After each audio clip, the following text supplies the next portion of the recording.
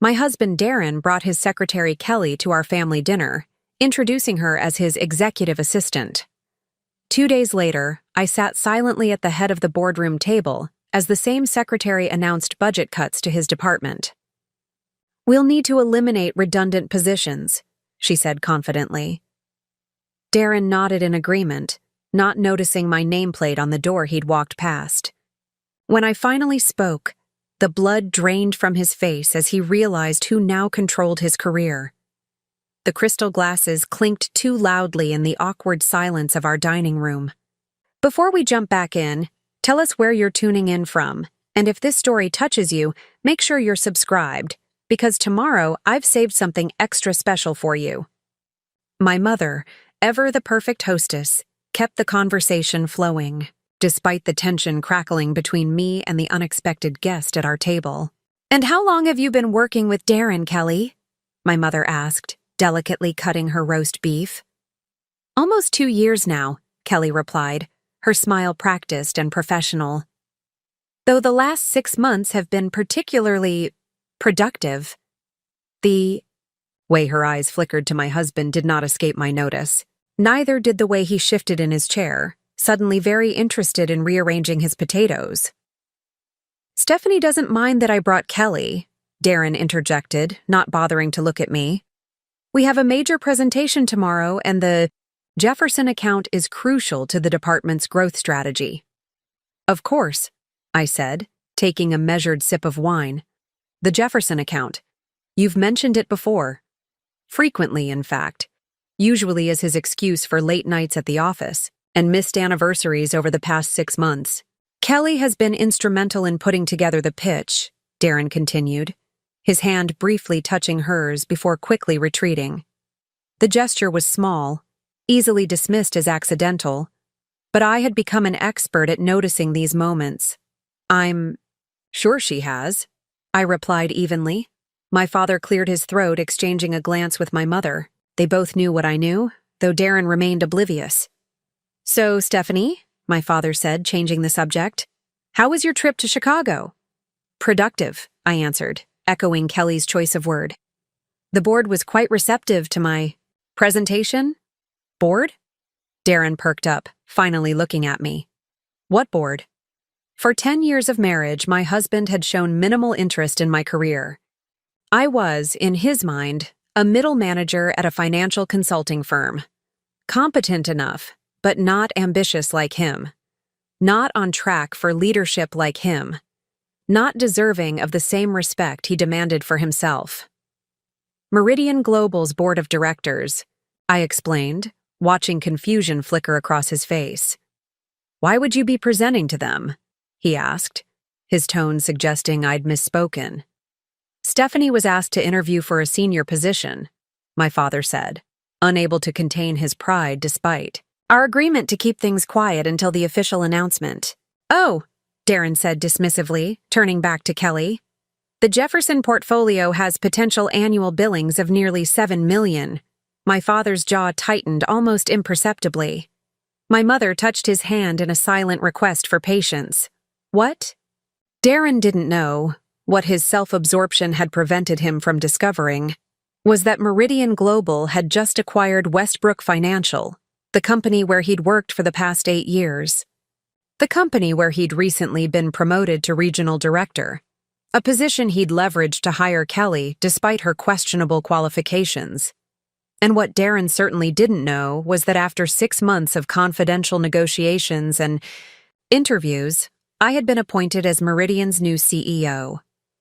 As dinner continued, the conversation drifted to safer topics. My mother's charity work, my father's golf game, the unseasonably warm weather. I contributed just enough to appear engaged. While my mind worked through tomorrow's strategy, Darren and Kelly occasionally exchanged glances they thought were subtle, their knees touching under the table when they thought no one was watching. When dessert was served, my mother's famous apple tart, I excused myself from the table. "Need to prepare for an early meeting tomorrow," I explained, folding my napkin neatly beside my barely touched dessert. "Don't wait up," Darren called after me, not bothering to turn around. Kelly and I will be finalizing the presentation details. Might be a late one. I paused at the doorway, looking back at the tableau. My husband leaning slightly toward his secretary, my parents exchanging concerned glances, the remnants of our family dinner scattered across the table. "Good luck with your presentation," I said. "I have a feeling tomorrow will be quite revealing for everyone." In the guest bedroom, I'd been sleeping there for weeks, though Darren hadn't seemed to notice. I reviewed my notes for tomorrow one final time. The acquisition had been finalized last week. My appointment had been confirmed yesterday. Tomorrow would be my first official day as CEO of Meridian Global, overseeing 12,000 employees across 3 continents, including my husband and his executive assistant. I heard Darren leave around 11, the front door closing with its characteristic click. He didn't come to say goodbye, probably assuming I was already asleep. I continued working until midnight, then set my alarm for 5:30 a.m. Tomorrow would require all my focus. The next morning, I dressed carefully in the charcoal suit I'd purchased specifically for this day. Conservative enough to convey authority, modern enough to signal change was coming. I left before Darren returned home, leaving only a note saying I had an early meeting. The drive to Meridian's headquarters took 30 minutes, giving me time to mentally prepare for the day ahead. At 6:30 a.m., I nodded to the security guard who recognized me from the previous month's visits. The executive floor was quiet, most senior staff not expected for another hour or two. I used this time to review personnel files and department restructuring plans one final time. By 8:45 a.m., my new office had been arranged to my specifications. The large mahogany desk positioned to face the door rather than the window, family. Photos conspicuously absent, credentials and awards prominently displayed. My assistant Penelope briefed me on the day's schedule. "Department heads will begin arriving at 9 a.m. for introductions," she explained. "Westbrook leadership is scheduled for this afternoon." "And Regional Director Wellington?" I asked, using Darren's title and surname as I would for any executive. Penelope consulted her tablet. 3:15 p.m., with his executive assistant. "Perfect," I replied. "Please ensure there are no interruptions during that meeting." The morning proceeded as expected. Most department heads were professional, if surprised to see a woman in her late 30s as their new CEO. Some were visibly concerned about what my leadership might mean for their departments. All were appropriately deferential. By 3 p.m., I had met with 14 executives. I took 15 minutes to review my notes on Darren's department one final time. At precisely 3:15, Penelope's voice came through the intercom. "Regional Director Wellington and Ms. Kelly have arrived for their appointment. Send them in," I instructed, positioning myself behind my desk, back straight, expression neutral. The door opened, and Darren walked in confidently, Kelly trailing behind him. He was wearing his navy power suit, the one he considered lucky, and carrying the leather portfolio I'd given him for our anniversary 3 years ago.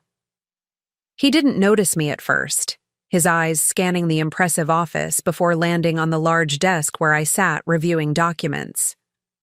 "We're here to meet the new CEO," he announced, his tone suggesting the CEO should feel honored by his presence. "I'm Darren Wellington, Regional Director of Investment Strategy at Westbrook." I looked up slowly, allowing the moment to unfold, at my pace. "Hello, Darren," I said calmly. His expression transformed from confident to confused to shocked in the span of 3 seconds. "Stephanie, what are you doing in the CEO's office?" "I am the CEO," I replied, gesturing to the nameplate on my desk, as of yesterday morning. The look on Darren's face was worth every moment of the past 6 months. The late nights researching Westbrook's financials, the weekends spent preparing presentations, the uncomfortable questions about my sudden interest in corporate restructuring. His perfectly crafted facade crumbled as realization dawned. You're my boss now?" he stammered, his confident posture deflating visibly. I'm everyone's boss now. I corrected him calmly. Preparing and narrating this story took us a lot of time, so if you are enjoying it, subscribe to our channel. It means a lot to us. Now back to the story. Please, both of you, sit down. We have the quarterly restructuring to discuss. Kelly sank into a chair immediately, her survival instincts clearly sharper than my husband's. Darren remained standing, his mind visibly racing to process this new reality. Restructuring? He finally managed, color slowly returning to his face. But our department is exceeding targets. The Jefferson account is projected to bring in $7 million. Yes, I finished for him. I've reviewed the projections. They're optimistic. Too optimistic, according to our risk assessment team. I slid a folder across the desk.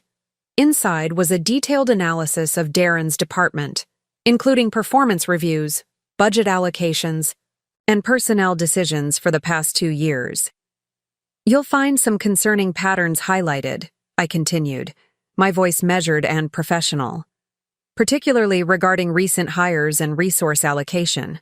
Kelly shifted uncomfortably in her seat, her perfectly manicured nails suddenly fascinating to her. Darren still hadn't moved to take the folder. I don't understand, he said, his voice finding some of its characteristic confidence. Why didn't you tell me about any of this? About Meridian? About the acquisition? The question contained multitudes. Why didn't you tell me about your new job? Why didn't you warn me? How could you ambush me like this? I considered him for a moment. This man I had lived with for a decade, who had gradually dismissed my career, as secondary to his who had brought his mistress to my parents' house last night. Why would I? I asked simply. You never asked. Something in my tone finally penetrated his shock. He sat down slowly, reaching for the folder with a hand that wasn't quite steady. This is a mistake, he said, flipping through the pages without really seeing them. There must be some misunderstanding. The only misunderstanding, I replied, was your assessment of our respective positions, both professionally and personally. My intercom buzzed discreetly. Ms. Wellington, Mr. Connor from Legal is here with the restructuring documents you requested. Send him in, I instructed, not taking my eyes off Darren. The door opened to reveal Connor Matthews, Meridian's veteran chief legal officer, carrying a leather portfolio similar to Darren's but considerably more worn. At 62, Connor had guided Meridian through 3 decades of growth and acquisitions. His presence lent gravity to any meeting. Mr. Wellington, Ms. Miller. Connor nodded to them before taking the seat beside my desk. I have the documents you requested, Ms. Wellington. Thank you, Connor, I said, accepting the portfolio. We were just discussing the redundancies identified in Mr. Wellington's department. Connor's expression remained professionally neutral, though I detected a flicker of sympathy as he glanced at Darren. Unlike my husband, Connor had recognized my potential from our first meeting 6 months ago. The board has approved the restructuring plan, Connor explained to Darren. As you know, acquisitions often necessitate organizational changes to eliminate overlapping functions. Darren straightened in his chair, his business instincts finally overriding his personal shock. My department has the highest growth rate. At Westbrook, surely that counts for something. Growth without proper oversight is just risk, I countered, opening Connor's portfolio. Your department expanded by 37% last year, while your compliance reviews dropped by 22%. That's not sustainable. Kelly finally spoke, her voice carefully modulated to project competence. I've been implementing new efficiency protocols that reduce the need for traditional compliance reviews. It's all documented in our quarterly reports. Yes, I've reviewed those protocols, I said. They're innovative but untested. Meridian has stricter compliance standards than Westbrook. We'll need to realign your department accordingly. I removed a document from the portfolio and placed it before me. This brings us to the immediate changes. Effective today, all executive. Assistants with less than 3 years' experience and without relevant degrees will be reassigned to administrative pools. Kelly paled visibly. Her resume had claimed a business degree from Wellesley College, a credential that our background check had discovered was fabricated. Furthermore, I continued, all department heads will undergo a 90-day evaluation period. Those meeting Meridian's leadership standards will retain their positions. Those who don't, I let the implication hang in the air. Darren finally found his voice again. This is personal, he accused, his tone hardening. You're using your position to punish me for what, exactly? I interrupted, my gaze unwavering. Please, enlighten us. Connor shifted slightly beside me, a subtle reminder of the professional environment. Darren glanced at him, then at Kelly, whose wide eyes clearly communicated a warning to tread carefully. For not taking your career seriously enough. Darren amended, opting for a safer grievance. This isn't about you, Darren, I said, though we both knew otherwise. This is about Meridian's future. The board expects me to optimize operations and eliminate redundancies. I'm simply doing my job. I slid the document across the desk. You have 2 options. Option 1. Accept a position as senior analyst, reporting to the new director of investment strategy, whom we'll be bringing in from our Chicago office. Option 2. A severance package, generous by industry standards. And Ms. Miller? Darren asked, his concern for his assistant suddenly paramount. Will be meeting with HR after this to discuss her options, I said evenly. Her situation is different from yours. The implications hung in the air. Falsifying credentials was grounds for immediate termination at Meridian. The only reason I hadn't mentioned it explicitly was professional courtesy, and the knowledge that Darren's humiliation would be more complete if he discovered it later. Connor cleared his throat. I should mention that both options include standard non-disclosure and non-disparagement clauses. Meridian values discretion during transitions. Darren stared at the document, the reality of his situation finally sinking in. I need time to consider my options. Of course, I replied. You have until the end of the week. In the meantime, you'll both report to Paige Morris, who will be overseeing your department during the transition. As if on cue, the intercom buzzed again. Ms. Morris has arrived for her 4 p.m. appointment. Perfect timing, I said, rising from my chair to signal the meeting's end. Connor will walk you through the paperwork, and I'll introduce you to Paige. Darren and Kelly stood, visibly shell-shocked. I couldn't help adding, oh, and Darren, don't wait up tonight. I'll be working late. The irony of using his own excuse against him wasn't lost on anyone in the room. 3 weeks earlier, I had forgotten my laptop charger at the office and returned after hours to retrieve it. The executive floor was deserted, but a sliver of light escaped from under Darren's door. I approached quietly, not wanting to interrupt if he was on a call. She has no idea, I heard Kelly whisper, her voice intimate in a way that made my stomach clench. Once the Jefferson deal closes, we'll have enough leverage to restructure the entire department. Darren's laugh, low and conspiratorial, was one I'd never heard before. Dad's retirement was the opening we needed. The old man finally stepped aside, and now the board is practically begging me to take over his accounts. I froze, hand suspended, mid-knock. Through the partially open door, I saw Kelly perched on my husband's desk, her skirt hiked inappropriately high, her fingers tracing patterns on Darren's chest as he stood between her knees. And Stephanie? Kelly asked, pronouncing my name like it left a bad taste in her mouth.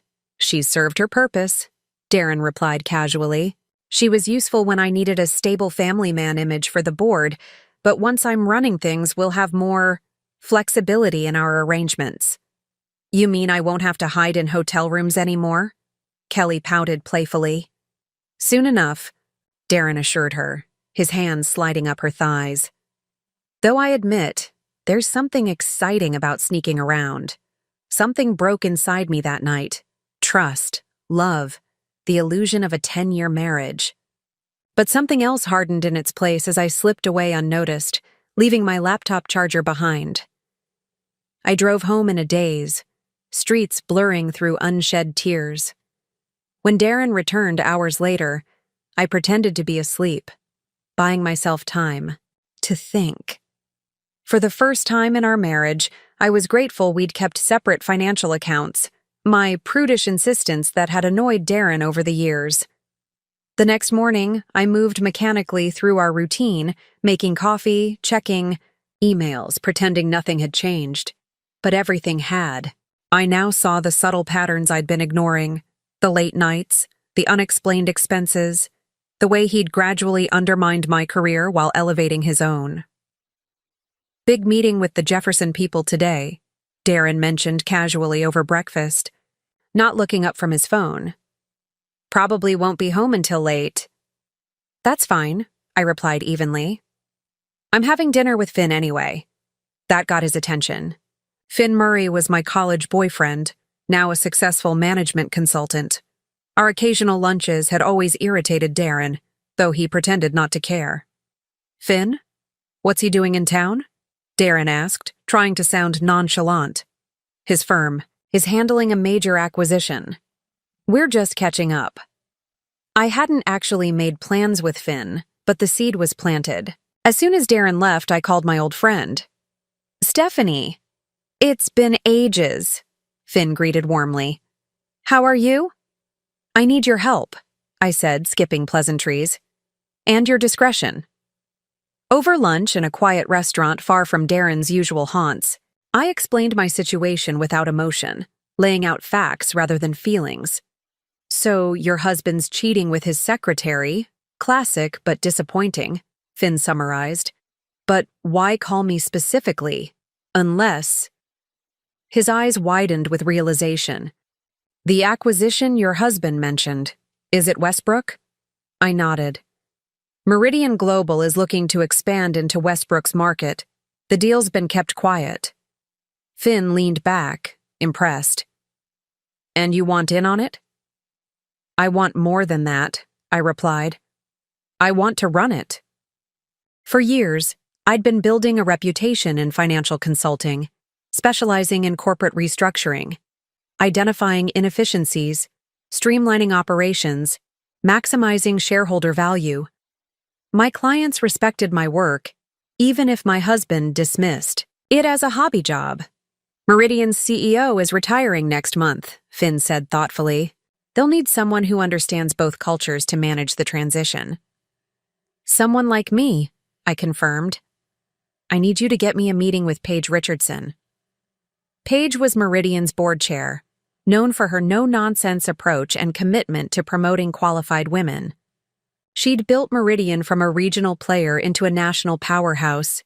"It won't be easy," Finn warned, "especially keeping it quiet from Darren." "I've kept his secrets for years," I said coolly. "Now I'll keep my own." The next day, I began documenting everything, copying files from our home office, photographing financial statements, recording conversations when legally permissible. If I was going to take control, I needed leverage. I also started sleeping in the guest bedroom, claiming insomnia was disrupting Darren's sleep. He barely noticed, too preoccupied with the Jefferson account and Kelly to register the growing distance between us. A week later, Finn called. "Dinner tomorrow, 7 p.m., the Westlake Club." "Who else will be there?" I asked, recognizing the exclusive venue where major deals were often negotiated over perfectly cooked steaks. "Just Paige Richardson and Connor Matthews, Meridian's chief legal officer." I spent that evening preparing, reviewing Meridian's public financials, analyzing Westbrook's vulnerabilities, developing a preliminary integration plan that would showcase my understanding of both companies. When I entered the private dining room at the Westlake Club the next evening, Paige Richardson rose to greet me. In her mid-60s, she exuded the quiet confidence of someone who had broken glass ceilings without making a show of the shattered pieces. "Mrs. Wellington," she said, her handshake firm. "Finn speaks highly of your capabilities. though he was deliberately vague about your interest in Meridian. I appreciate his discretion, I replied, taking a seat across from her.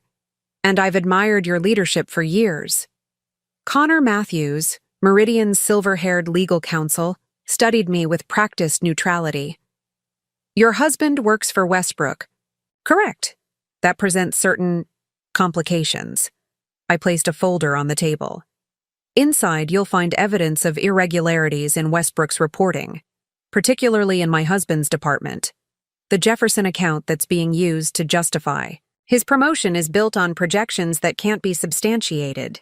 Paige opened the folder, scanning its contents with a raised eyebrow.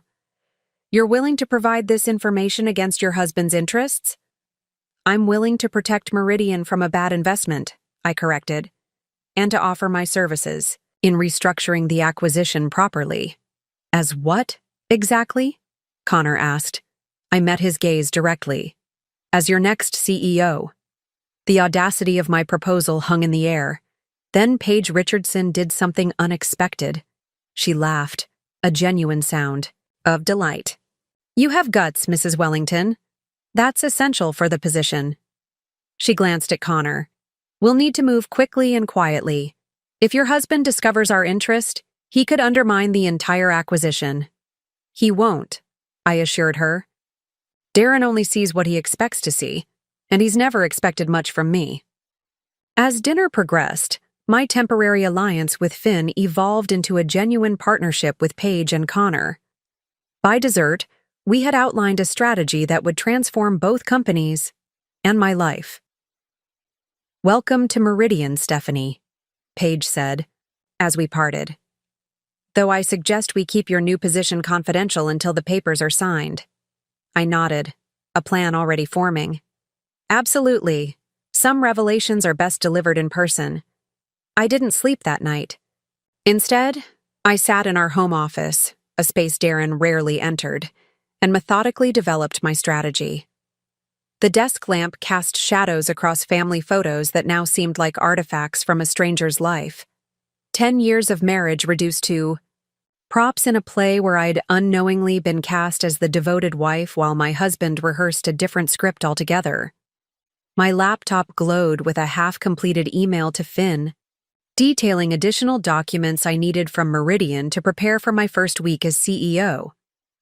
The position wasn't officially mine yet, the board would vote next week, but Paige's support virtually guaranteed my appointment.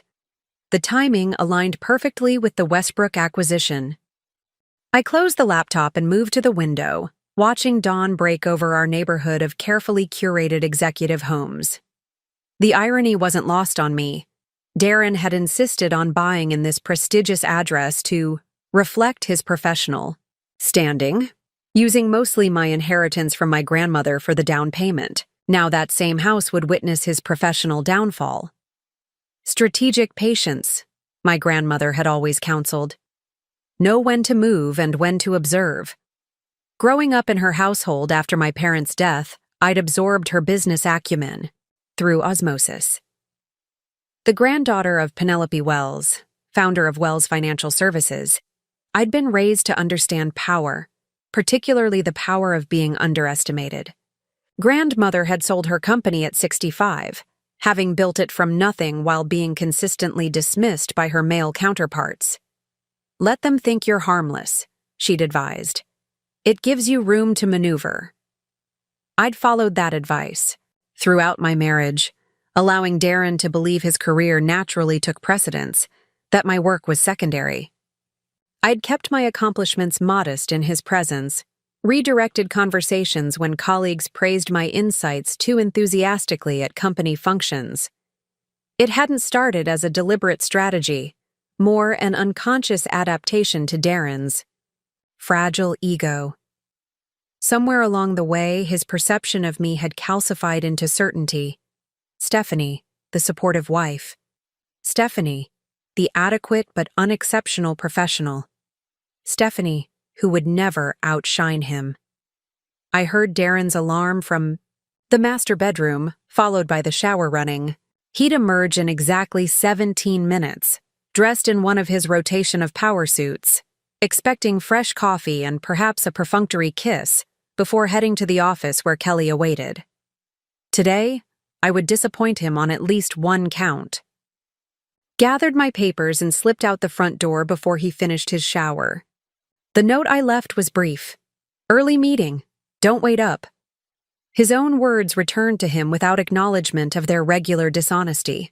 In my car, I allowed myself a moment of genuine emotional response, not the calculated calm I'd maintained since overhearing Darren and Kelly, but the raw hurt of betrayal.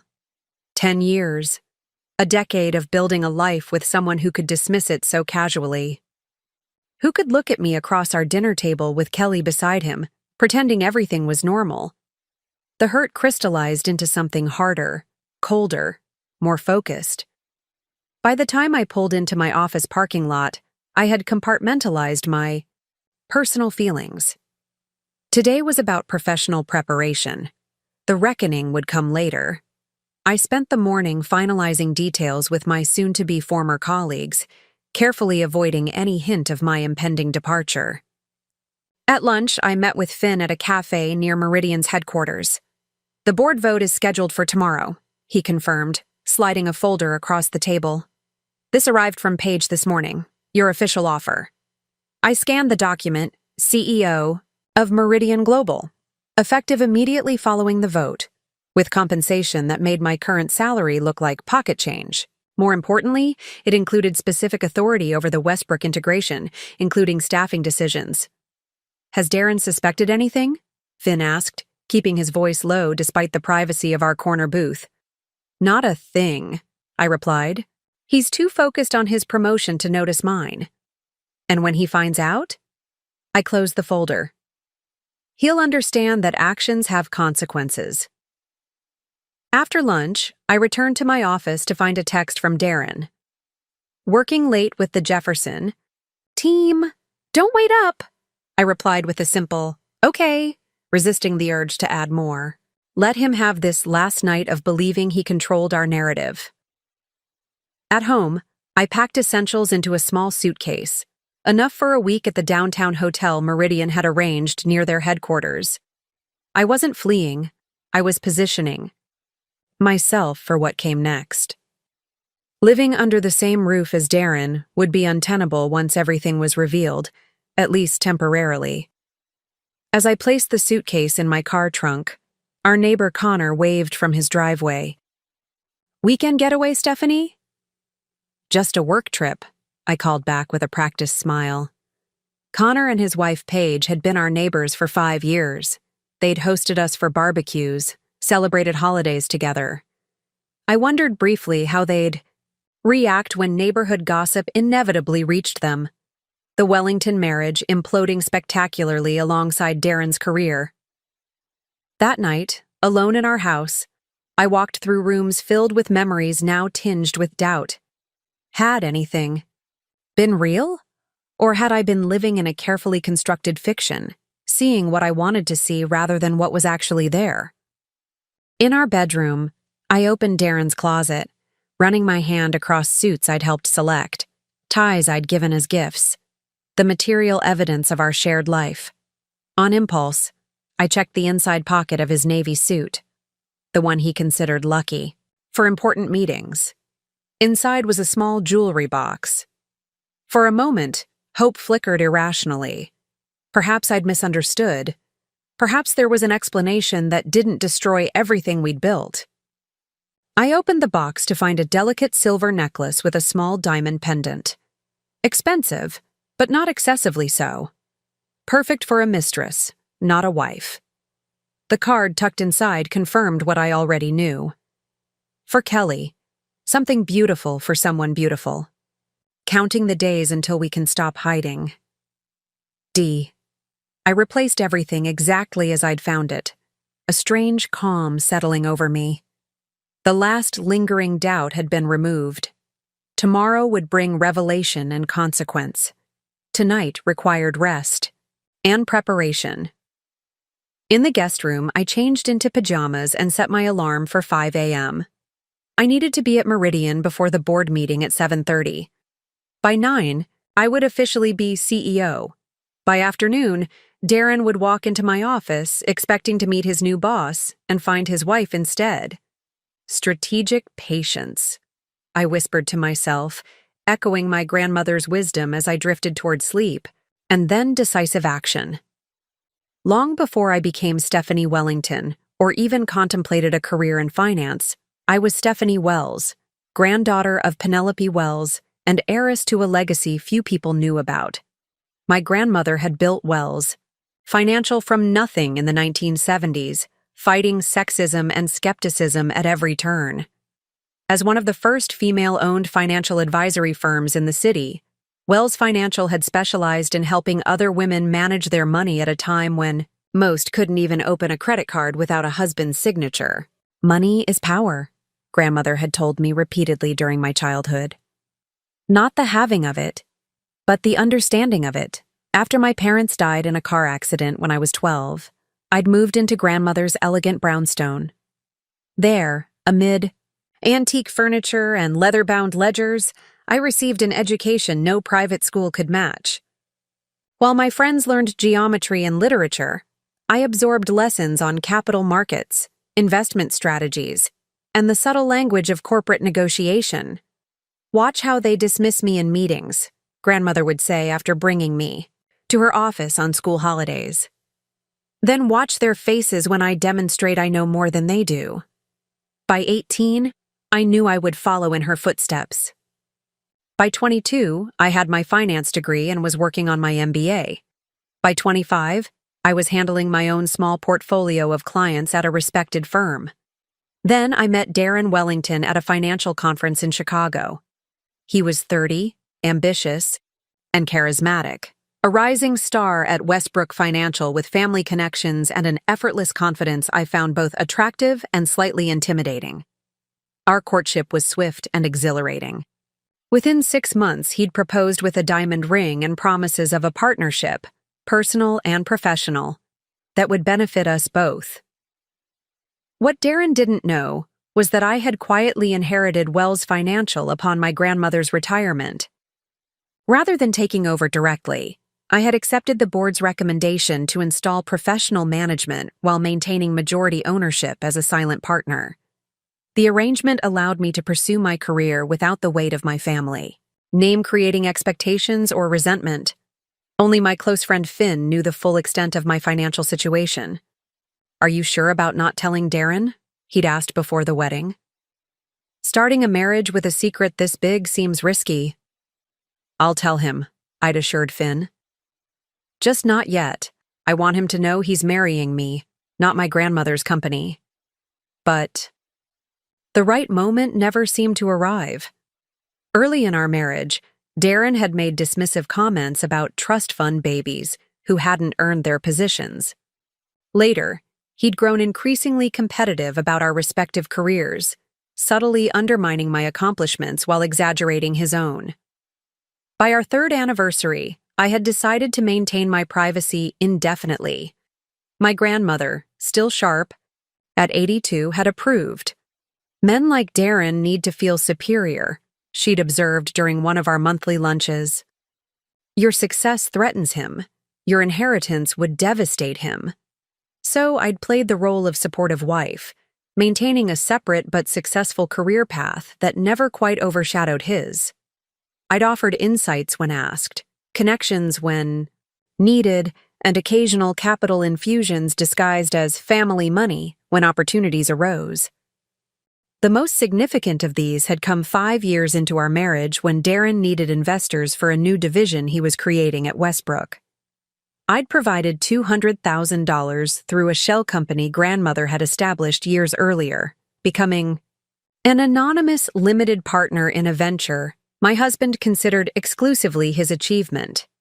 That investment had helped launch the division that now included the Jefferson account, the same account he was using to position himself for promotion, while conducting an affair with Kelly. The irony wasn't lost on me. My money had inadvertently funded the vehicle for my own betrayal. 3 years ago, grandmother had passed away at 87, leaving me as the sole heir to her considerable estate and complete control of Wells Financial. By then, maintaining My financial privacy had become second nature. Darren knew I'd inherited some money and property, but I deliberately downplayed the amount while moving the bulk into trusts and investment vehicles outside his awareness. What I hadn't anticipated was Meridian Global's interest in expanding their market share through strategic acquisitions. 6 months ago, they had approached Wells Financial, not knowing its connection to me, about a potential partnership. The synergy between Wells' boutique advisory services and Meridian's broader financial operations was compelling. During initial discussions, it became clear that Meridian was also considering Westbrook Financial, my husband's employer, as another potential acquisition target. The coincidence had seemed almost cosmic, a convergence of personal and professional worlds I'd kept carefully separated. Rather than recusing myself from the negotiations, I'd seen an opportunity. Using a different last name, my mother's maiden name, Taylor, I'd participated in preliminary meetings with Meridian executives, impressing them with my intimate knowledge of both Wells Financial and, through carefully anonymized insights, Westbrook's operations. When Paige Richardson, Meridian's board chair, had mentioned they were also seeking a new CEO to oversee their expansion strategy, I'd recognized the perfect alignment of circumstance and preparation. My unique understanding of all three organizations made me an ideal candidate. The only complication was my marriage to a Westbrook executive, a conflict of interest that would need to be addressed. If I were to pursue this position, I'd asked Paige during a private dinner, how would you handle the Westbrook acquisition, particularly regarding existing leadership? Performance reviews would be standard, she'd replied. We retain the best talent and restructure where necessary. No special treatment, regardless of connections. Her eyes had narrowed slightly. Why do you ask? That night, I'd made my decision. I would pursue the Meridian CEO position as Stephanie Taylor, revealing my Wells Financial connection, but temporarily withholding my relationship to Darren Wellington. Once the board approved my appointment, I would disclose the potential conflict of interest, but recuse myself from direct decisions regarding his position. What I hadn't anticipated was discovering Darren's affair with Kelly before my appointment was finalized. That changed everything. The professional courtesy I'd planned to extend no longer seemed warranted. As I prepared for tomorrow's board vote, I reviewed the careful compartmentalization I'd maintained throughout my life. Wells heiress, anonymous investor, supportive wife, ambitious professional. For the first time, all aspects would converge in a single moment when Darren walked into my office tomorrow afternoon.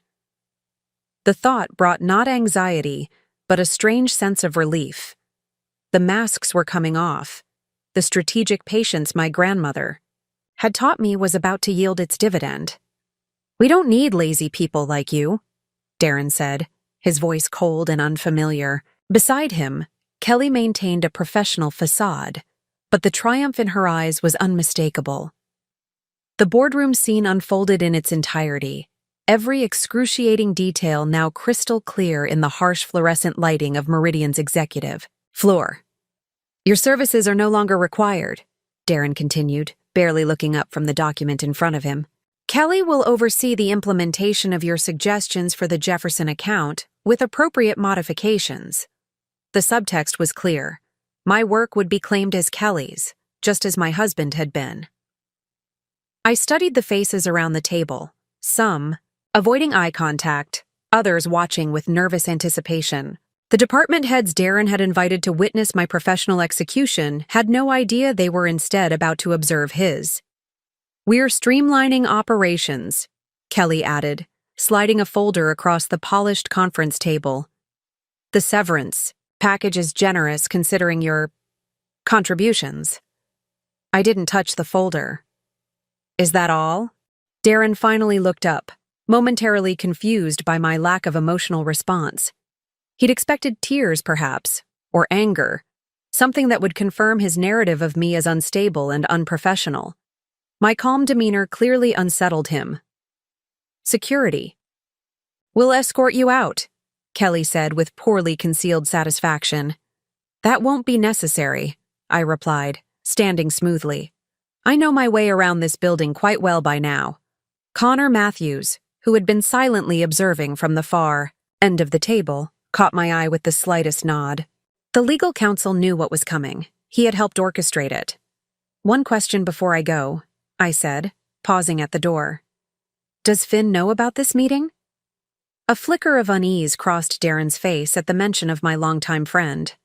"Finn is no longer with the company. His position was eliminated in the restructuring." Another lie. Finn had accepted a position as Meridian's new chief strategy officer the same day I'd received my CEO offer. His firing had been a carefully constructed fiction to prevent Darren from connecting the dots too soon. "I see," I said, allowing a small smile. "Good luck with the Jefferson presentation. I'm sure Kelly will handle it adequately." With that parting shot, I walked out with the quiet dignity grandmother had instilled in me through years of watching her navigate male-dominated boardrooms.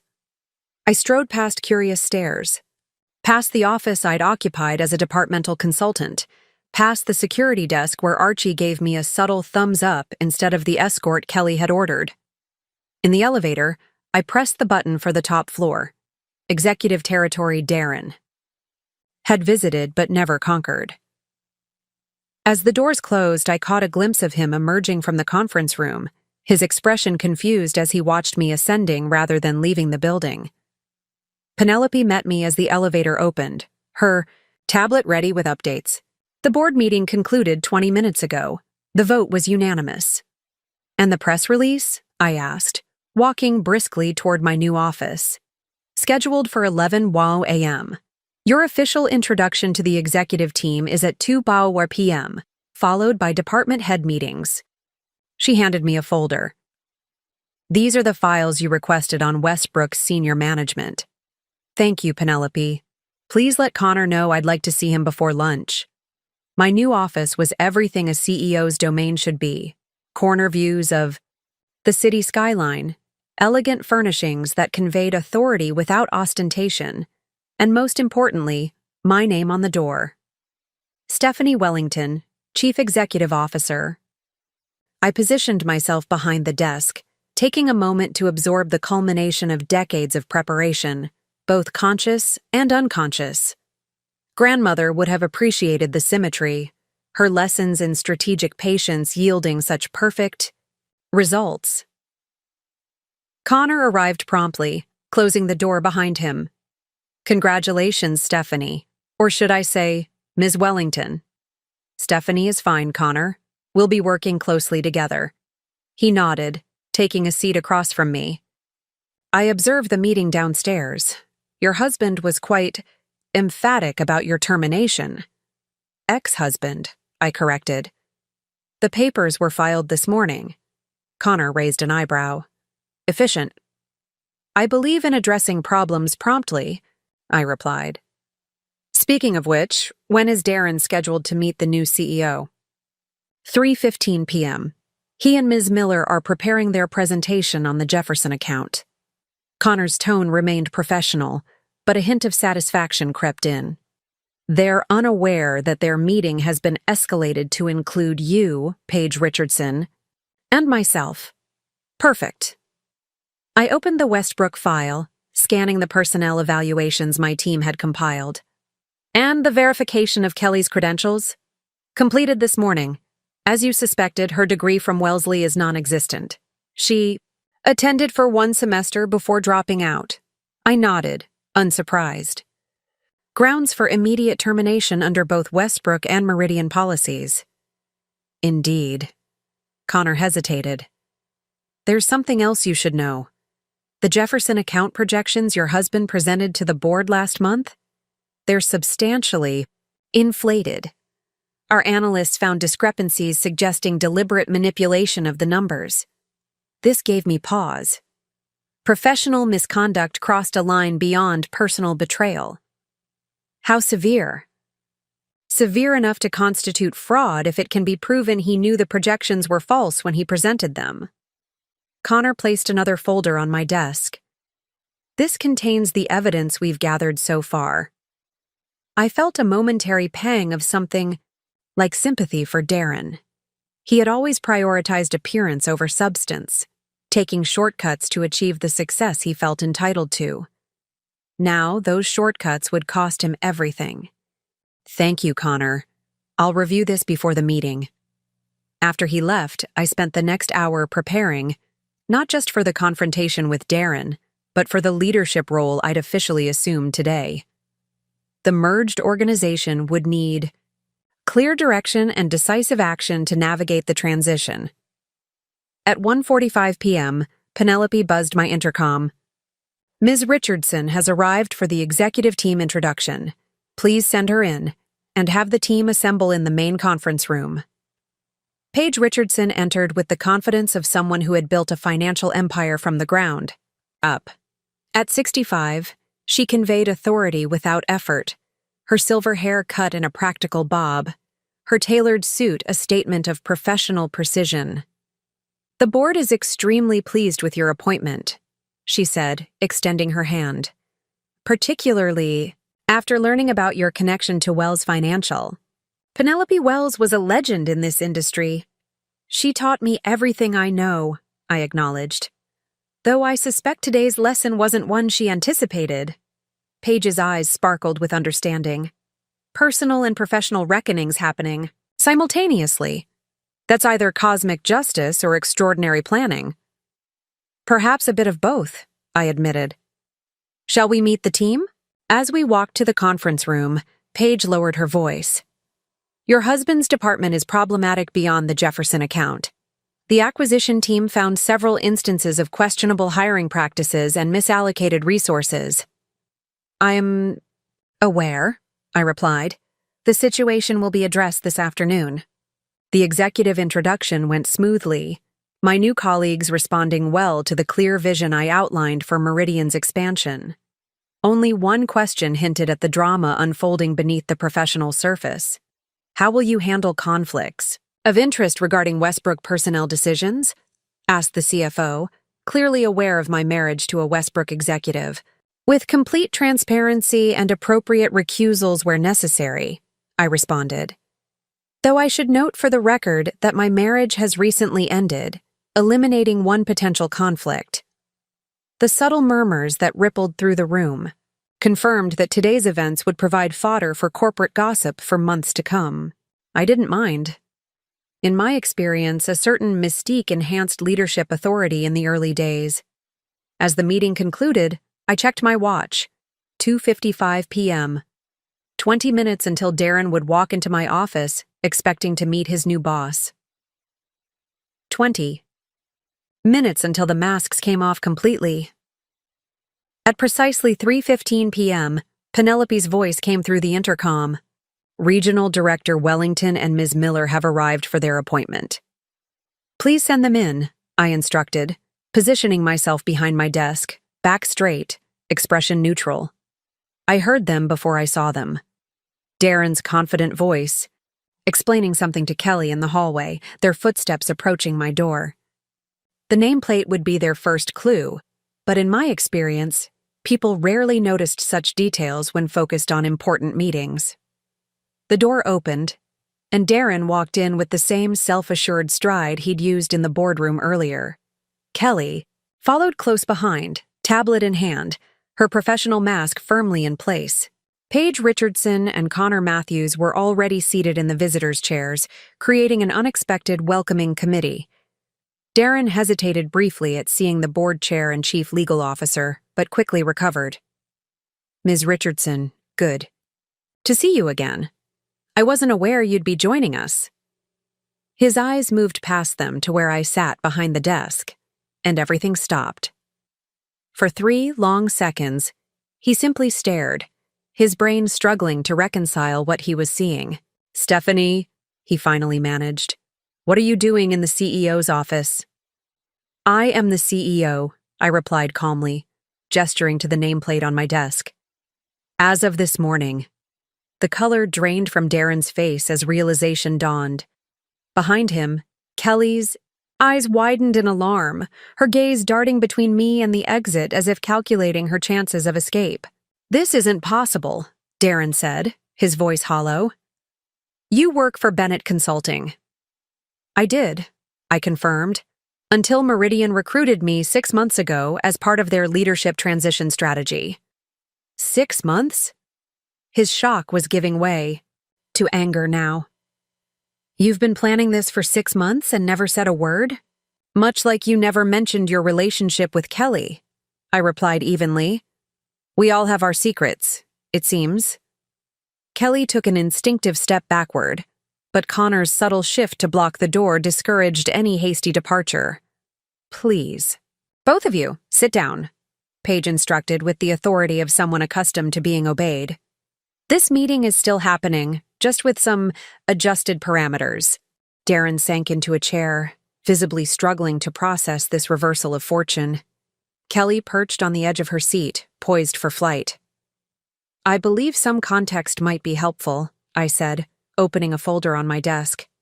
Especially regarding how we arrived at this particular moment. I removed a document, the original certificate of ownership for Wells Financial, bearing my grandmother's name and signature.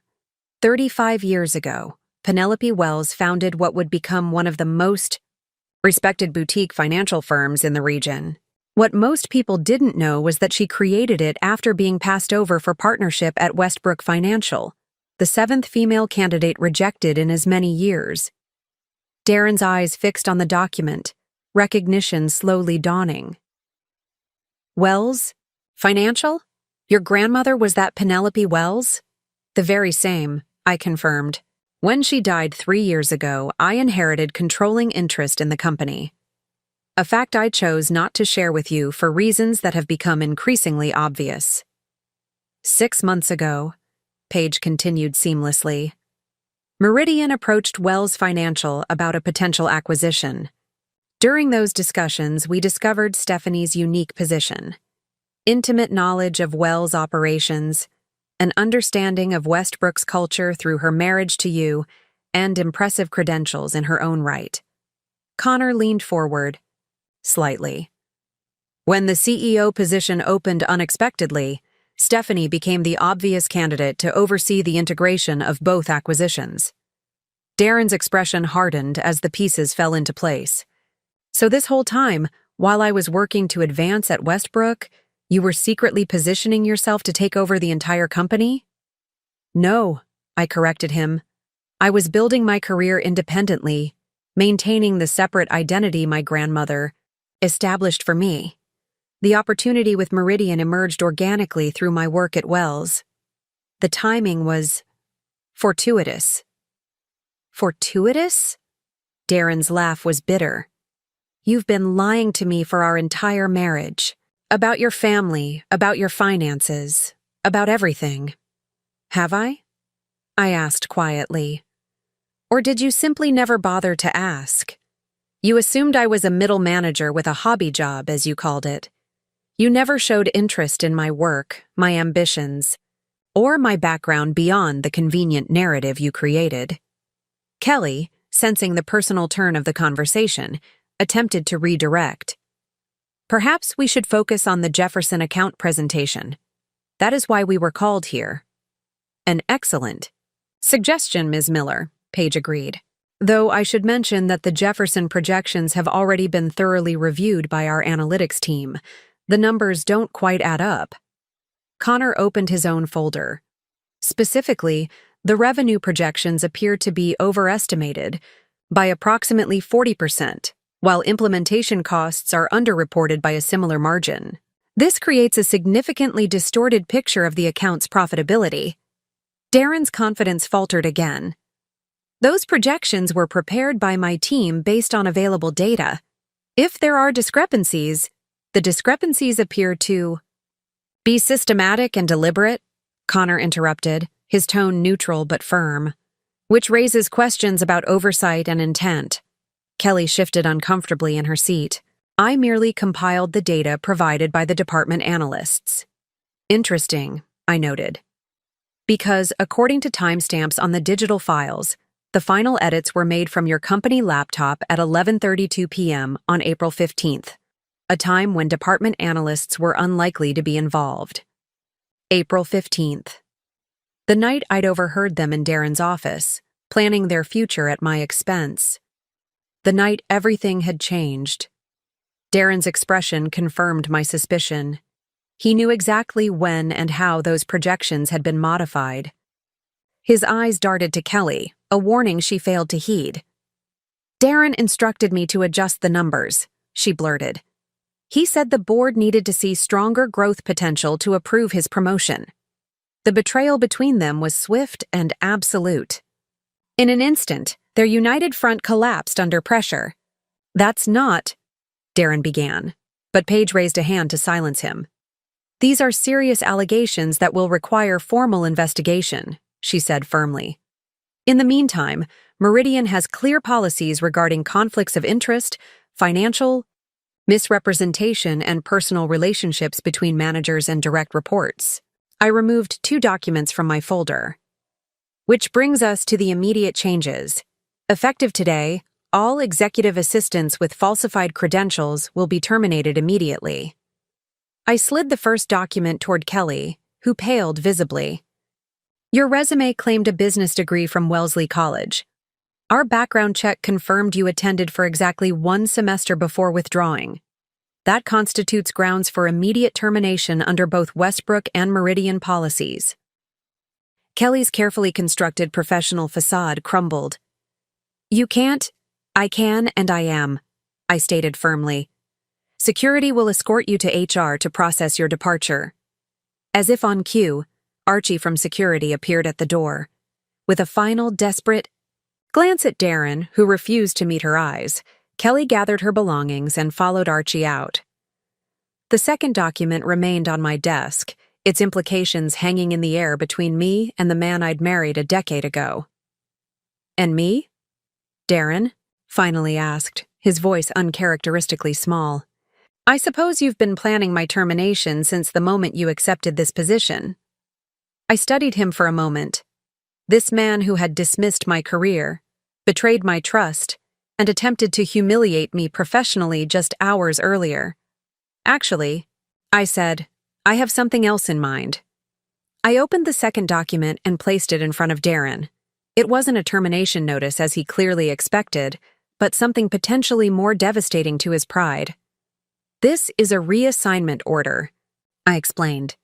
"Effective immediately, you'll be transferred to our Seattle office as a senior analyst reporting to Paige Morris, who will be taking over your former department during restructuring."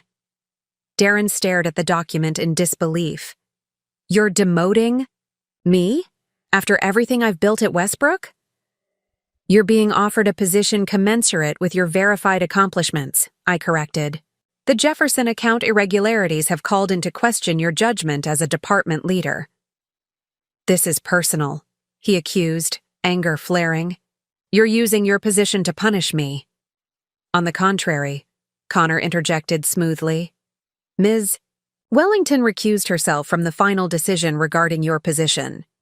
This recommendation came from our integration committee based on performance metrics and compliance concerns." This was partially true. I had recused myself formally, but the committee understood my preferences. The decision to offer Darren a position rather than outright termination wasn't mercy, it was strategy. "The alternative," Paige added, "is immediate termination with cause, which would trigger an investigation into the Jefferson account projections. That could potentially lead to more serious consequences, including industry blacklisting." The pie implication hung in the air. Financial fraud wasn't just a firing offense. It could end his career permanently and potentially involve legal repercussions. Darren's eyes narrowed as he calculated his limited options. "And if I refuse this? Generous offer?" "Then you'll be terminated immediately," I replied evenly. "The severance package would be minimal given the circumstances, and Meridian would be obligated to disclose the reason for your dismissal to future employers who inquire." Darren leaned back, his expression hardening into something cold and unfamiliar. "You've thought of everything, haven't you? Was this your plan all along? Marry me, learn the business, then take over and destroy me?" I felt a flicker of genuine anger at his attempt to rewrite our history. "Our marriage was real to me, Darren. If you recall, I was the one who discovered you with Kelly, not the other way around. His momentary confusion confirmed what I'd suspected. He had no idea I'd overheard them that night in his office. 3 weeks ago, I continued, I forgot my laptop charger and returned to the office after hours. Your door was partially open. I heard everything. Your plans for after the Jefferson deal, your assessment of my usefulness, your arrangement with Kelly.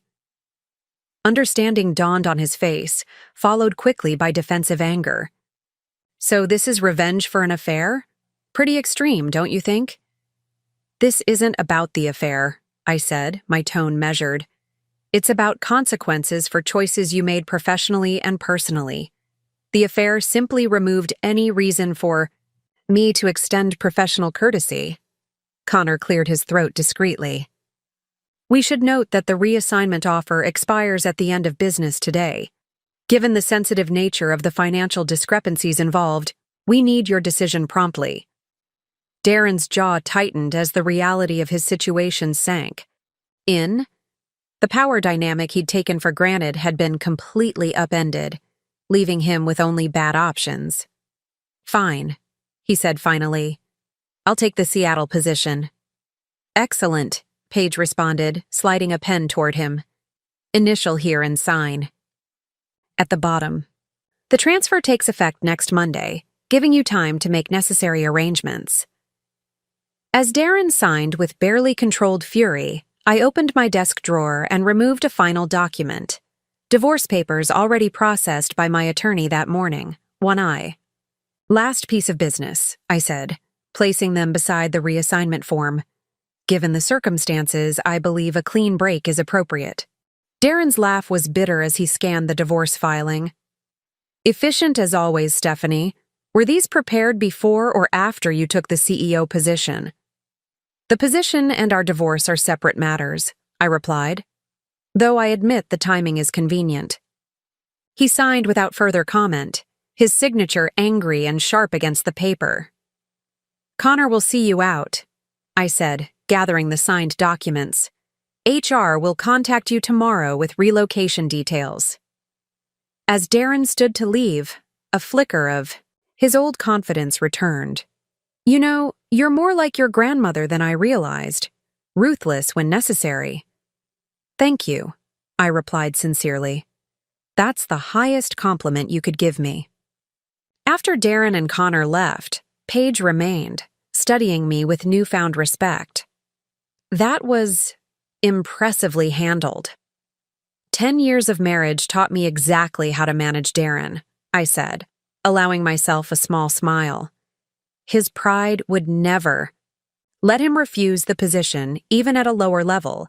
Termination would have made him a martyr in his own mind. This way, he has to live with the consequences every day. And sending him to Seattle? That was particularly inspired. It's our smallest office, furthest from headquarters, with the least growth potential. Darren will hate every minute of it. Paige nodded approvingly.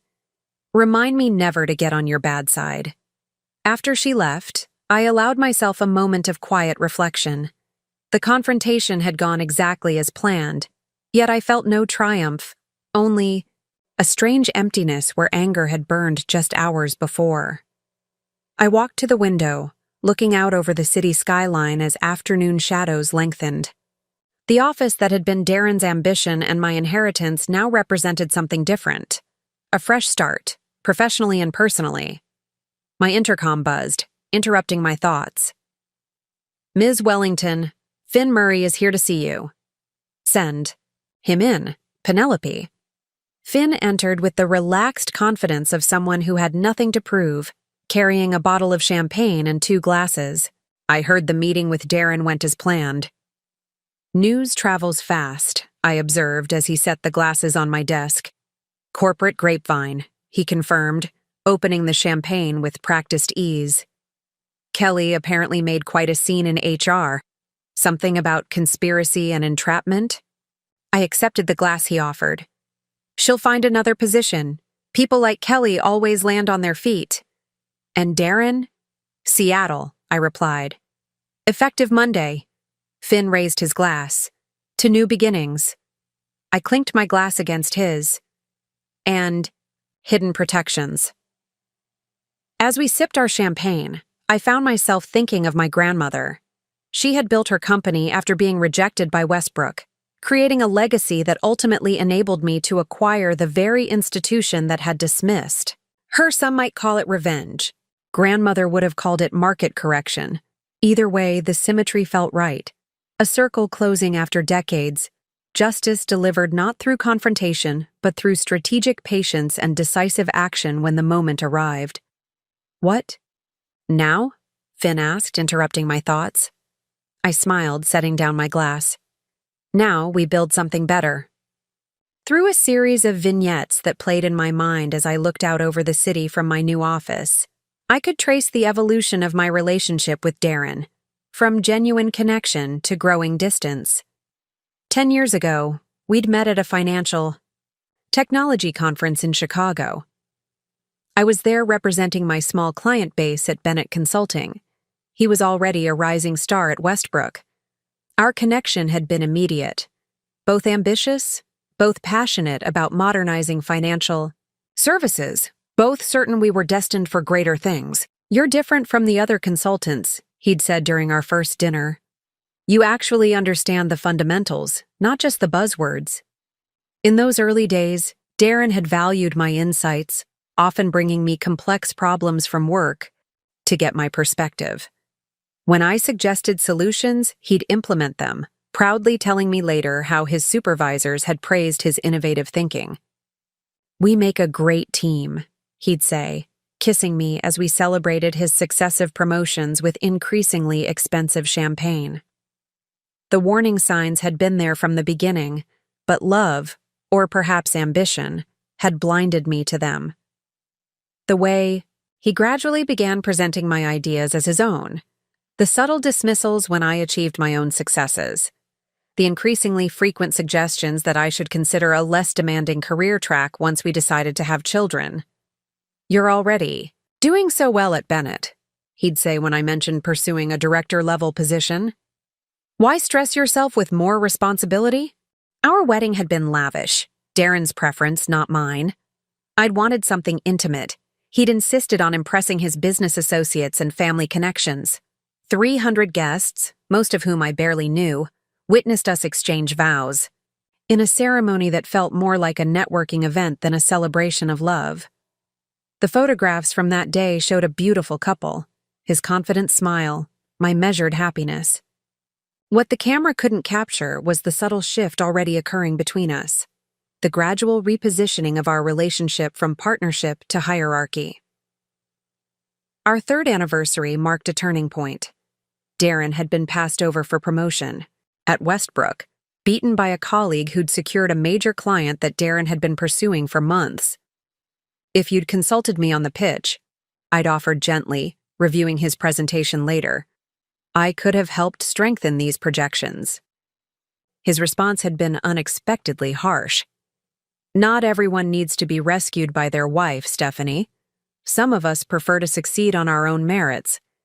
The irony of his statement wasn't lost on me. He'd been using my insights for years while maintaining the fiction that they were his own. But something in his tone that night signaled a change. Our professional lives, once intertwined in productive collaboration, began separating into distinct spheres. By our 5th anniversary, we'd settled into patterns that preserved peace at the expense of intimacy. I focused on building my client base at Bennett while maintaining my silent partnership in Wells Financial. Darren pursued increasingly aggressive expansion strategies at Westbrook, determined to secure the executive position he believed he deserved. When he needed additional investment for his new division, I'd arrange the funding through one of my grandmother's old shell companies, allowing him to believe it came from an anonymous venture capital group impressed by his business plan. I told you I'd make it without nepotism or connections, he'd said proudly after securing the financing. Pure merit and vision. I'd smiled and congratulated him, understanding that his ego required this fiction. The truth, that his success, was built partially on my capital and completely on my silence about my contributions, would have been intolerable to him. After my grandmother's death, our relationship cooled further. Darren expressed appropriate sympathy, but showed little interest in my grief or the responsibilities I'd inherited.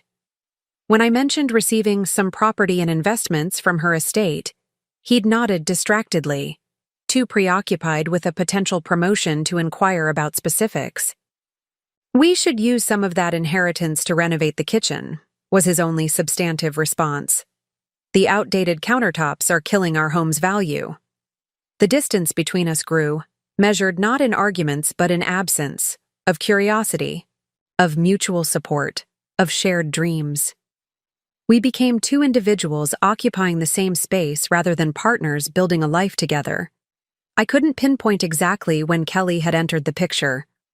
She'd been hired as Darren's executive assistant approximately 2 years ago, shortly after he finally secured the regional director position he'd coveted for so long. Initially, I'd thought nothing of his frequent mentions of her efficiency and organizational skills. "Kelly managed to reschedule the entire quarterly review in under an hour," he'd report over dinner. "She's exactly what I needed to maintain momentum." Gradually, dinner conversations about Kelly increased, while actual dinners with me decreased. Late nights at the office became routine, always justified by important projects that couldn't wait. Until morning. Weekend work sessions grew more frequent, always framed as necessary sacrifices for his career advancement. I wasn't naive, but I was patient, perhaps too patient. I noticed the signs but chose to focus on my own path forward rather than confronting what was increasingly obvious. Part of me had already begun detaching from the relationship, recognizing that its foundation had eroded beyond repair. The night I overheard them in Darren's office simply confirmed what I'd suspected for months. Their affair wasn't just personal. Betrayal. It was the culmination of a pattern established years earlier. Darren had always valued people based on their usefulness to his ambitions. I had outlived my usefulness in his eyes. Kelly represented a newer, more advantageous alliance. What neither of them realized was that I had been preparing for this moment my entire life. Not the specific betrayal, but the necessity of standing on my own strength when partnerships failed. My grandmother had taught me to build layers of protection, to maintain independence even within commitments, to always have options beyond the obvious path. As I finalized the acquisition strategy for Meridian in the weeks following my discovery of their affair, I wasn't driven by vengeance, but by opportunity. The convergence of personal betrayal and professional opening provided perfect clarity. The compartmentalization I'd maintained throughout our marriage, keeping my true financial status and professional capabilities hidden, had become unnecessary. It was time to step fully into my own power, without apology or accommodation. The why. Morning after Darren and Kelly left my office in disgrace, I arrived at Meridian headquarters before sunrise. The building was nearly empty, just security and a few ambitious analysts preparing for early meetings. I preferred these quiet hours for strategic thinking, another habit inherited from my grandmother, who claimed dawn brought clarity that no other time of day could match. My new office still felt foreign, though Penelope had already arranged it to my specifications. Photographs of my parents and grandmother sat on a side table, not prominently displayed but present as silent witnesses to this pivotal moment in our family's legacy. I opened my laptop and reviewed the integration plan I'd developed for merging Westbrook's operations into Meridian's structure. The document represented weeks of careful analysis, identifying redundancies, recognizing talent worth retaining, and mapping a path forward that would maximize strengths while minimizing disruption.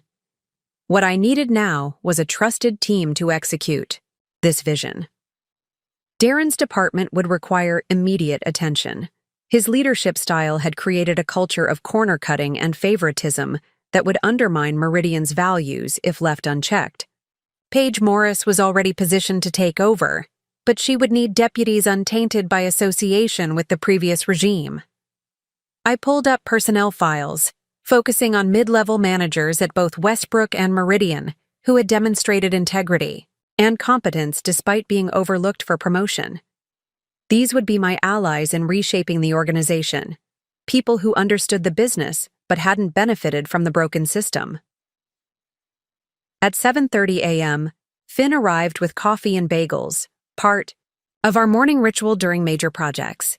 You look surprisingly well-rested for someone who just executed a corporate and personal coup, he observed, settling into the chair across from my desk. Decisive action is energizing, I replied, accepting the coffee gratefully. And I slept better last night than I have in months. I spoke with Connor this morning. Apparently Darren signed everything without calling an attorney. Pride before prudence, as usual. I nodded, unsurprised. He's always believed he could handle any situation through sheer force of personality. That confidence served him well until yesterday, and Kelly, already trying to spin her departure as a voluntary resignation. She called Archie from security this morning, asking him to provide a reference that omits the circumstances of her termination. Finn raised an eyebrow. Bold move. Predictable, I corrected. People like Kelly always believe rules are negotiable, which is precisely why our first priority is establishing that Meridian operates differently. I shared my screen, showing him the integration timeline I'd developed. Phase 1 begins today. A company-wide announcement about the acquisition and leadership changes, followed by departmental meetings to address immediate concerns. You're not wasting any time, Finn noted, studying the aggressive schedule. Uncertainty breeds anxiety. The sooner everyone understands the path forward, the faster we can rebuild momentum. We spent the next hour refining communication strategies for different stakeholder groups, executives, middle management, frontline employees, clients, and investors. Each required a tailored message that acknowledged concerns while establishing confidence in the transition. At 9 a.m., Connor joined us, bringing the final version of the all-staff announcement. Legal has reviewed everything. We're clear to proceed whenever you're ready. I scanned the document, making minor edits to emphasize continuity for clients while signaling internal change. Send this at 9:30. Schedule departmental meetings beginning at 11 SAUs, starting with Darren's former team. Connor nodded, making notes. How do you want to handle questions about your relationship to Darren? People will inevitably connect the dots. Transparency without detail, I replied. Acknowledge that yes, Darren Wellington is my soon-to-be ex-husband. Yes, he has accepted a position in our Seattle office. No, I did not participate in decisions regarding his role due to obvious conflicts of interest. Then redirect to the broader integration strategy. And if they press for more, personal details? They won't, Finn interjected. Not to her face anyway. Let them speculate, I said with a shrug. Office gossip has a short shelf life. By next week, there will be new rumors to entertain them.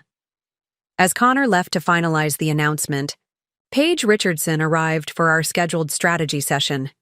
At 65, she brought decades of experience navigating complex corporate transitions. The board is impressed with your handling of the situation, she said after settling into a chair. Particularly the decision to reassign Darren rather than terminate him outright. It demonstrates maturity and strategic thinking. Firing him would have created a martyr, I explained. Demoting him creates an example. Paige smiled approvingly. Exactly. Now, about the client retention strategy. For the next hour, we dissected potential vulnerabilities in our client relationships, particularly those Darren had personally cultivated. His charm had secured several major accounts, and we needed to ensure those relationships transferred smoothly to new account managers. The Jefferson account is particularly concerning, Paige noted. Given the inflated projections Darren presented, they may have unrealistic expectations about returns. I've already scheduled a meeting with their CEO for tomorrow, I replied. Full transparency about the situation is our best approach. They'll appreciate honesty more than false promises. By 10:30 a.m., my leadership team had assembled in the conference room. Finn, Connor, Paige Morris, who would oversee Darren's former department, and Archie Sullivan, newly promoted from security to head of operational integrity, a position I'd created specifically to address the cultural issues at Westbrook. Before we begin departmental meetings, I said, standing at the head of the table, I want to be absolutely clear about our priorities during this transition. First, we protect our clients by ensuring service continuity. Second, we retain talented employees regardless of their former reporting structure. Third, we establish a unified culture based on integrity, transparency, and accountability. I distributed folders containing detailed action plans for each department. These are your roadmaps for the next 90 days. I expect daily progress reports and immediate flagging of any issues that could impact client relationships or employee retention. Archie raised his hand. What about resistance from Westbrook executives who were aligned with Darren? Some of them won't transition easily to the new structure. Identify them quickly, I instructed. Offer clear expectations and support for meeting those expectations. Those who adapt will thrive. Those who don't will be offered the same choice, Darren. Received, reassignment, or resignation. As the team reviewed their materials, my phone buzzed with a text from Darren. We need to talk. This isn't over. I showed the message to Connor, who frowned. He signed a non-disparagement agreement yesterday. Any attempt to undermine the transition would violate those terms. He's testing boundaries, I replied, typing a response. All communication should go through legal counsel moving forward. Congratulations on your Seattle position. I turned my phone face down on the table, refocusing on the team before me. Any questions before we begin departmental meetings? Paige Morris looked up from her folder. How do we address the inevitable rumors about why Darren was reassigned? His allies will claim it was personal rather than performance-based. Evidence speaks louder than rumors, I replied. Make the Jefferson account files available to the senior team. The numbers tell the story we need told. With that final direction, we adjourned to prepare for the cascade of meetings that would shape Meridian's future. As my team filed out, I remained at the table, reviewing my notes for the crucial first meeting with Darren's former department. My phone buzzed again. Another message from Darren. I ignored it, focusing instead on the task ahead. Yesterday had been about personal reckoning. Today was about building something better from the ashes of what had failed. Strategy, preparation, execution. The principles my grandmother had taught me would guide Meridian through this transition, just as they had guided me through the collapse of my marriage. The auditorium hummed with nervous energy as employees from both Meridian and Westbrook filled the seats. News of the acquisition had spread quickly following the official announcement, along with rumors about dramatic leadership changes. Many Westbrook employees wore expressions of barely concealed anxiety. Meridian staff displayed cautious optimism, mixed with curiosity. I stood backstage, reviewing my notes one final time while Paige Richardson addressed the audience with a brief overview of the acquisition's strategic benefits. Her steady voice carried through the speakers, establishing the tone of calm authority we'd agreed was essential. And now, Paige concluded, I'd like to introduce Meridian Global's new Chief Executive Officer, who will guide us through this transition and beyond. Please welcome Stephanie Wellington. As I walked onto the stage, the applause was polite, but tentative. Most employees from either company had never seen me before today. Those from Westbrook who recognized me looked confused. They knew me only as Darren's wife, occasionally present at company functions but otherwise largely invisible in their professional world. Thank you, Paige, I began, taking position at the podium. Today marks not just the merger of two companies, but the beginning of something stronger than either could have become separately. I outlined the integration timeline, emphasizing, Continuity for clients and growth opportunities for talented employees regardless of their original company. Without mentioning Darren directly, I addressed the elephant in the room. You may have heard that some leadership changes have already taken place. These decisions were based on thorough performance evaluations and alignment with our core values: integrity, accountability, and transparency. These values will guide all decisions moving forward. From the third row, I spotted Archie nodding slightly as I emphasized the new cultural priorities. Beside him, several of Darren's former allies shifted uncomfortably in their seats. Change brings uncertainty, I acknowledged, but it also brings opportunity. In the coming days, each department will meet with transition teams to address specific questions and concerns. My door is open to anyone with ideas for improving our integration process. As the presentation concluded and employees filed out, for department-specific breakout sessions, I noticed a cluster of Westbrook managers huddled in urgent conversation. Their sideways glances in my direction suggested the topic was personal rather than professional. The office grapevine was clearly operating at full capacity. Finn appeared at my side as I gathered my notes. Impressive speech, clear but not threatening, firm but not dictatorial. How's the reception from Darren's former team? Mixed, he replied honestly. Some are relieved. Apparently, his management style had grown increasingly erratic in recent months. Others are loyal and suspicious. One called it a palace coup orchestrated by a vengeful wife. I shrugged, unsurprised. They'll judge based on actions, not rumors. Results matter more than narratives. As we walked toward the executive conference room for the next meeting, Penelope intercepted us with a tablet displaying an email that had just been sent to the entire leadership team. "You should see this immediately," she said, her expression concerned. The email was from Darren, sent from his personal account rather than his company address, which had already been deactivated per protocol. The subject line read, "The truth about Stephanie Wellington." The message itself was brief but pointed. Before embracing Stephanie's leadership, you should know she orchestrated this takeover through deliberate deception and hidden conflicts of interest. Her family connections and secret financial stake in Wells Financial were concealed from Westbrook's board during acquisition discussions. I urge senior leadership to demand full investigation before proceeding further. Supporting documents attached. The attachment was a scatter of financial records showing my inheritance of Wells Financial, public information that anyone could have accessed, though few had reason to connect it to me, given my use of my grandmother's surname in that context. "He's violating his non-disparagement agreement," Connor observed, reading over my shoulder. "This gives us grounds for immediate termination." "No," I replied, surprising both Finn and Connor. "Let him have this tantrum. Responding would only validate his claims and extend the drama." "What about the accusations?" Finn asked. "Some may believe there's a legitimate concern about disclosure. Paige and the board were fully informed of my connection to Wells before my appointment," I reminded him.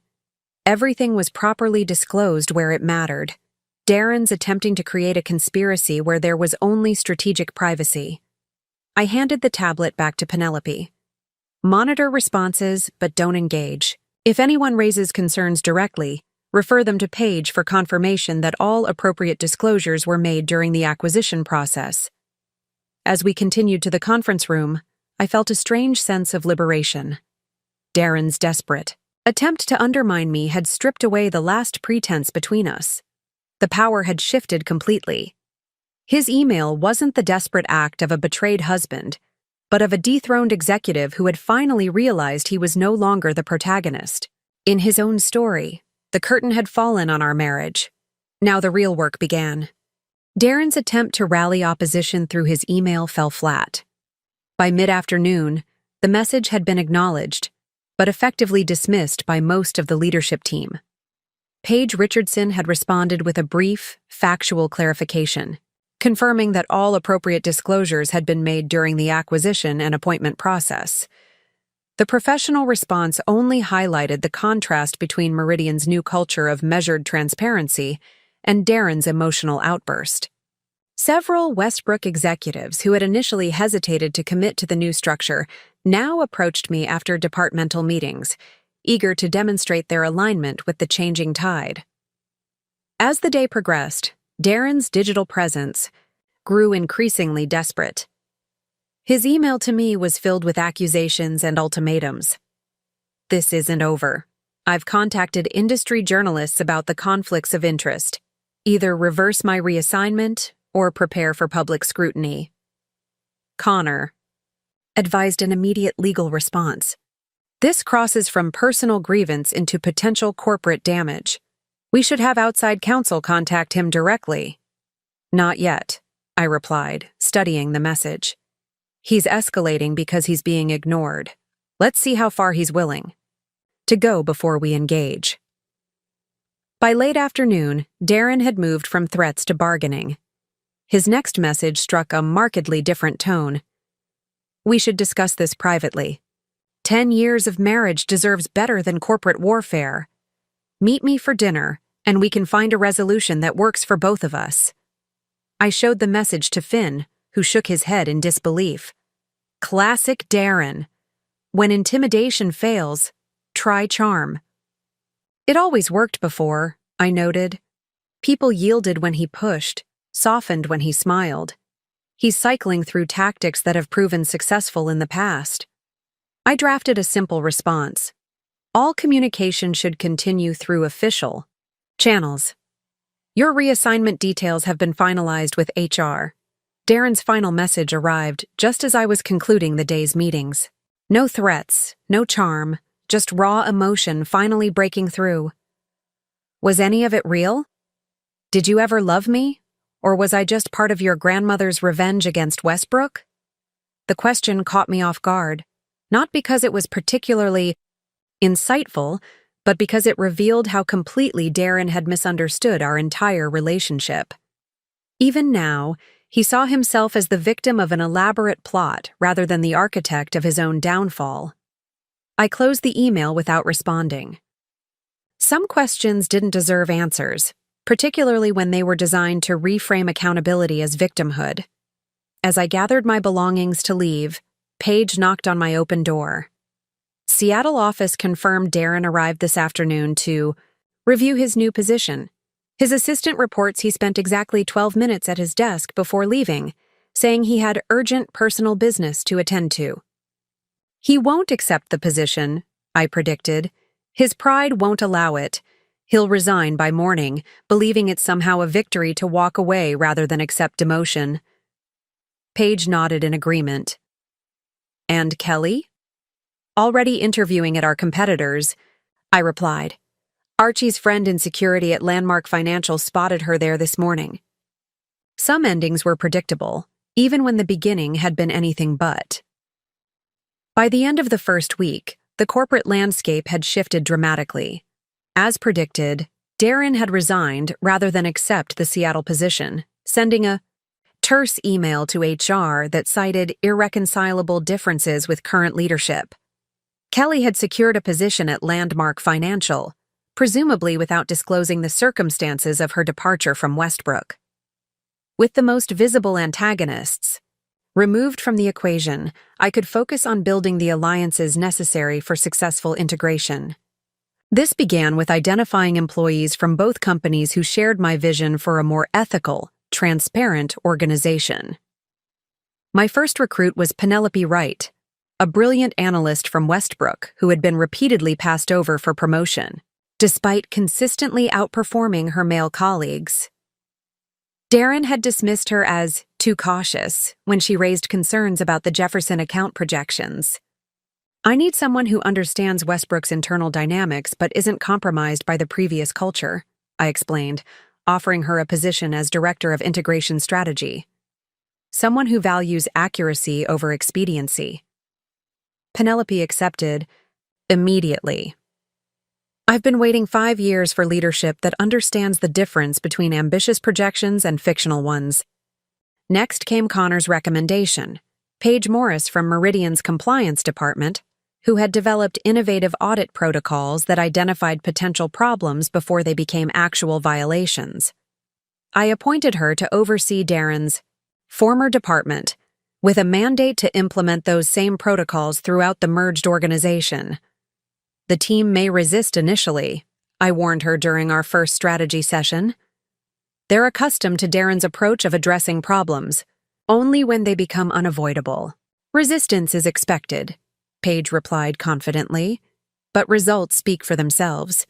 Once they see how preventative compliance actually makes their jobs easier, they'll adapt. From Westbrook's technology division, I recruited Archie Donovan, who had repeatedly flagged security vulnerabilities that Darren had deemed too expensive to address. His new role as Chief Information Security Officer came with both resources and authority to implement the protections he'd long advocated. "You were right about the server encryption," I told him during our first meeting, referencing a proposal Darren had rejected the previous year. "Implement it immediately, along with any other measures you consider necessary." Archie's surprise quickly gave way to determination. "You've actually read my security proposals?" "Everyone," I confirmed, "including your prescient warnings about potential data breaches that were dismissed as alarmist." By week's end, my core team consisted of 12 executives, 7 from Meridian and 5 from Westbrook, each selected for both competence and character.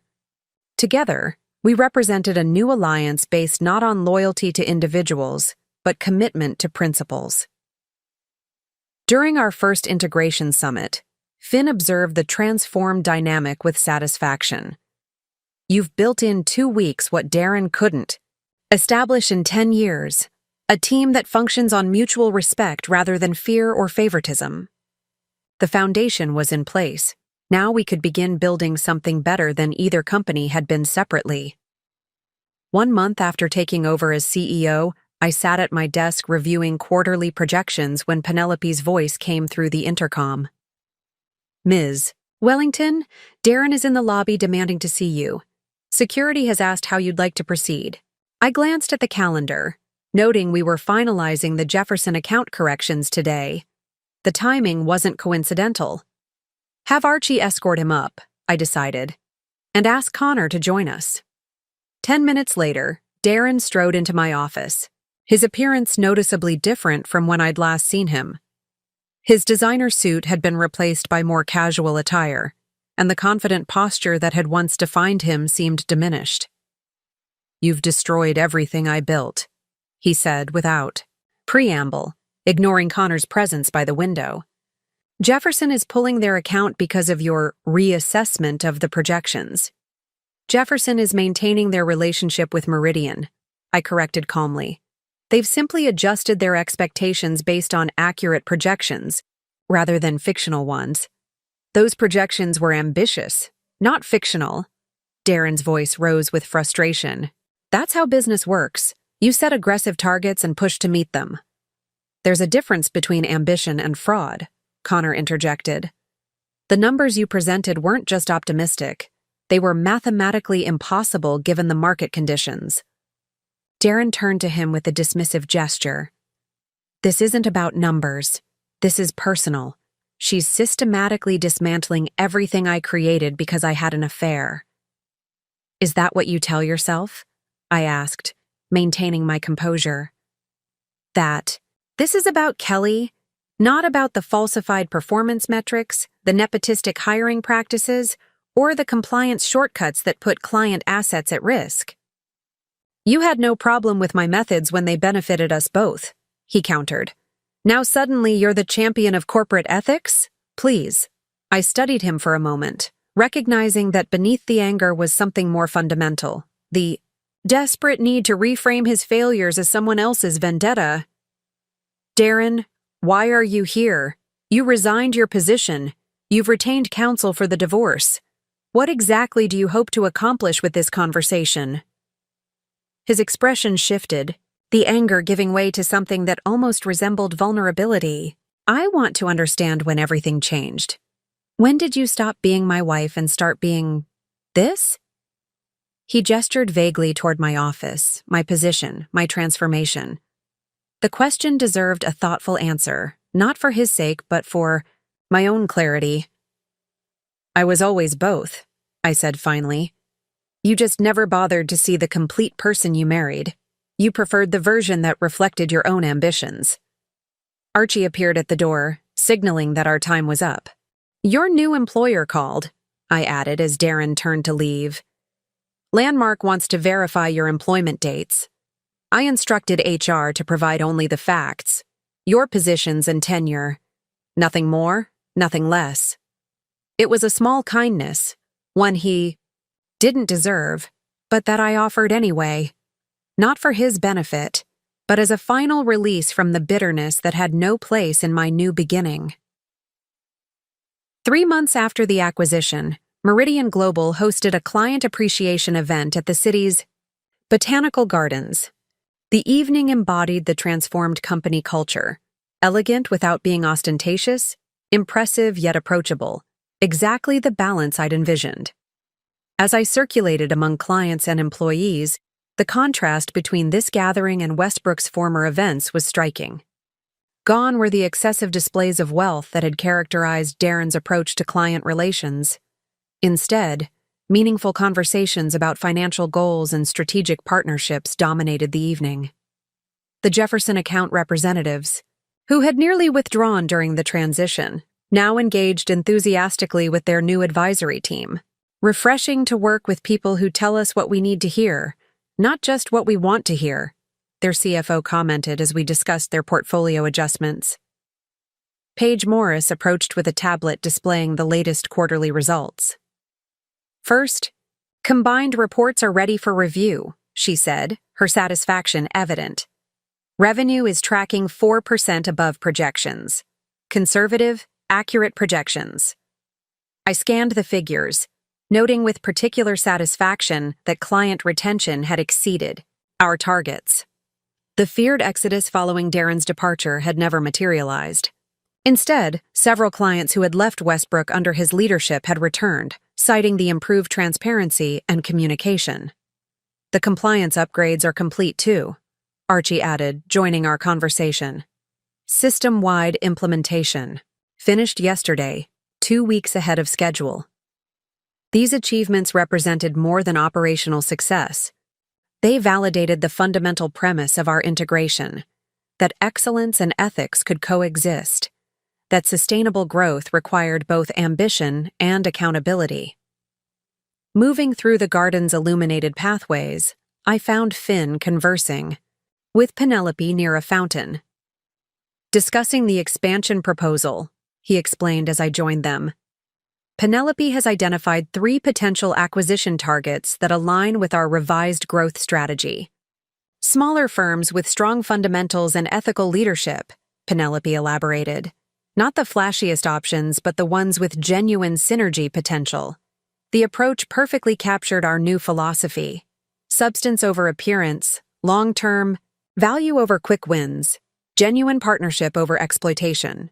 It was everything Westbrook could have been had different values guided its development. Later that evening, as the event concluded successfully, I stood alone briefly on the garden terrace, reflecting on the transformation of the past quarter. The company that had emerged from the merger bore little resemblance to either predecessor. We had retained the best elements of both while discarding the practices that had limited their potential. Similarly, my own transformation had been profound.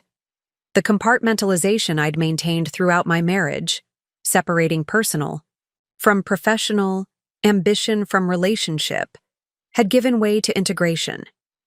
For the first time, I could bring my complete self to both my work and my personal interactions. The strategic patience my grandmother had taught me had served its purpose, but now gave way to strategic authenticity. As I prepared to return to the remaining guests, Finn joined me on the terrace, offering a glass of champagne. "To new beginnings," he proposed. I raised my glass in agreement. "And to building something better. Up next, you've got 2 more standout stories right on your screen. If this one hit the mark, you won't want to pass these up. Just click and check them out. And don't forget to subscribe and turn on the notification bell so you don't miss any upload from us."